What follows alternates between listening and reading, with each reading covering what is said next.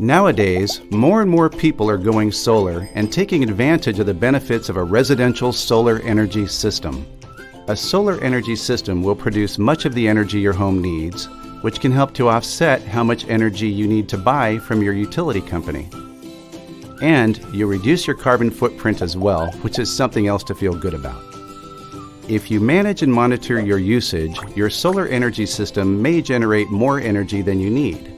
So you could earn credits for the surplus energy you export back to the grid. This part gets a little sciencey, but all you really need to know is this. Solar panels, or solar photovoltaic systems, absorb direct sunlight and convert it into electricity. Every panel is made up of solar cells which produce direct current, or DC electricity. That means the electricity flows in a single direction.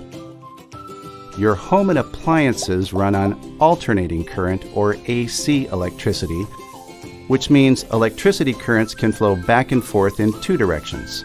So, to put solar energy to work in your home, your system must include an inverter that converts DC electricity to AC electricity.